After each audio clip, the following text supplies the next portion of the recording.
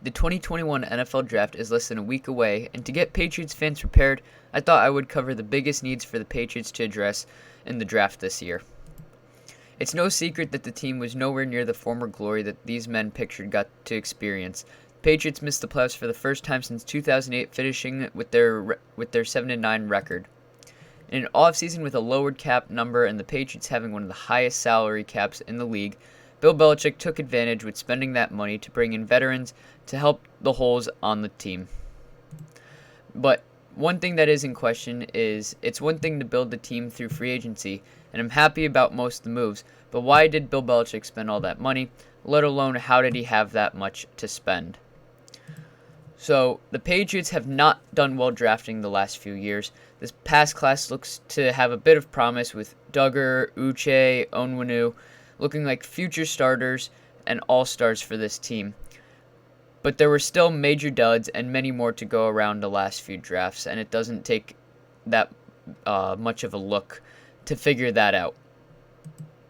The bad drafting by the Patriots even has owner Robert Kraft on notice, saying, quote, "In the end, if you want to have a good, consistent winning football team, you can't do it in free agency. You have to do it through the draft. I don't feel we've done the greatest job the last few years, and I really hope and I believe I've seen a different approach this year." Essentially, Kraft doesn't want another year like last year, and in order to keep that from happening, you need to build a core through the draft. The Patriots currently hold 10 picks to the 7 rounds of the draft, with 2 extra fourth-round picks and an extra 6th-round pick. The 15th overall pick is a tough spot for the Pats to be in, but they have the capital in the later rounds to grab plenty of depth or make a lot of trades like they normally do. But without further ado, the biggest needs for the Patriots in the 2021 draft. Starting with number 1, it is without a question that the biggest need for the Patriots roster right now is a quarterback. A roster that currently holds an injury-plagued, out-of-touch Cam Newton and a youngster who hasn't quite developed since being drafted in the 4th round in 2019 in Jarrett Stidham. Neither quarterback looked very good last year, but COVID and a mixture of other factors didn't play well into the development of Stidham or the education of Cam to the playbook and the team. There were variables that messed with Cam last season, including getting COVID in Week 4 and having already dealt with foot and shoulder injuries the past few years. With these in mind, it is still difficult to get past these statistics from the Pats last year, finishing 27th in points scored and Cam Newton having a PFF grade of 70.9 while throwing for 2,600 yards with 8 touchdowns to 10 interceptions. It is not good no matter what way you look at it, and Cam is definitely not the future, especially at his age of 32. So this leads me to believe the Patriots will draft one of these 5 quarterbacks in the first round of the draft this year. Now I know Lawrence and Wilson will probably go 1-2, so that takes them out of the equation. And that leaves Mac Jones, Justin Fields, and Trey Lance. If it were me, I would personally go for Mac Jones for his accuracy and his football IQ, but Bill Belichick might have something different in mind. There's some options in later rounds like Kyle Trask and David Mills, but they don't compare to this group that will all be gone in the first round. Essentially, the Patriots need to draft a quarterback this year, and if they don't, it's a little sketchy for their outlook going forward. The next need for the Patriots is wide receiver, especially after the retirement of Julian Edelman. They have Jacoby Myers, who looks to have the potential to be a good wide receiver too, but the Patriots need a true wide receiver 1. The Patriots receiving corps did not do great last year. Jacoby Myers, like I just mentioned, played well last year with 59 receptions on 81 targets for 729 yards with 12.4 yards per catch, which is great. But when you look down the line, these were the top 5 Patriots receivers, and one of them was a running back. So Edelman got hurt halfway through the year.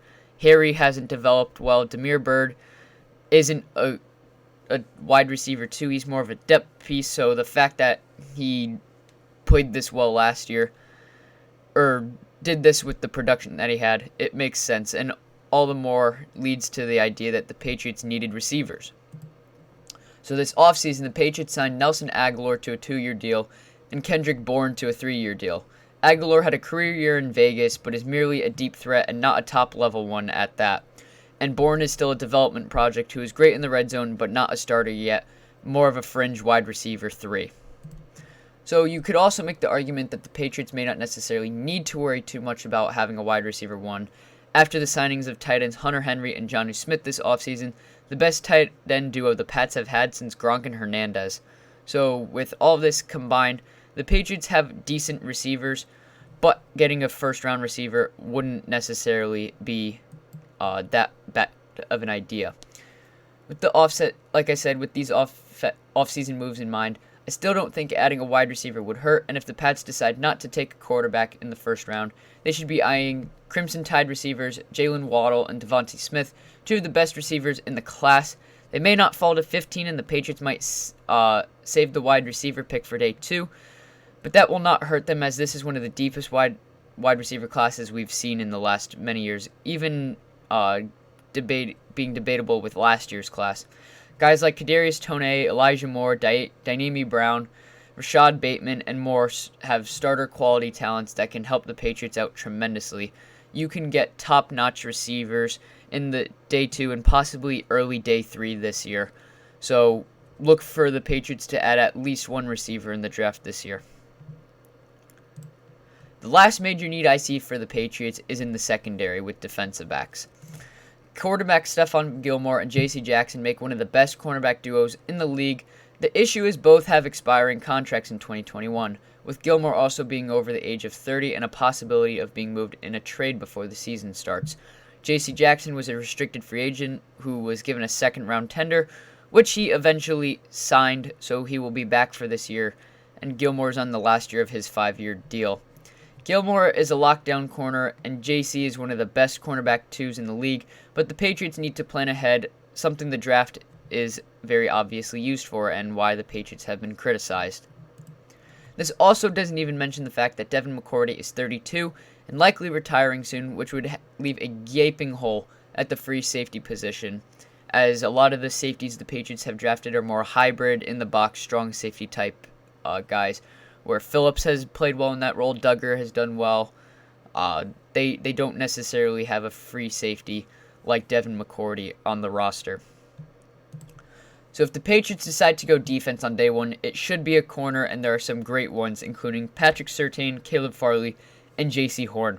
If they look for some defensive backs on day 2, look for safeties Jamar Johnson and Elijah Molden, as well as cornerbacks Javon Holland and Aaron Robinson. The Patriots were not good last year. The good thing, though, is that it's fixable. Moves were made in free agency to fill massive holes on the roster, but the draft is just as important. Bill Belichick reportedly changed up his draft strategies this year, keeping more people in his inner circle and accepting more people's ideologies. One of the things that was talked about was Bill Belichick, he doesn't pay attention to scouting throughout the season because he's the head coach. So he has to make the coaching decisions as well.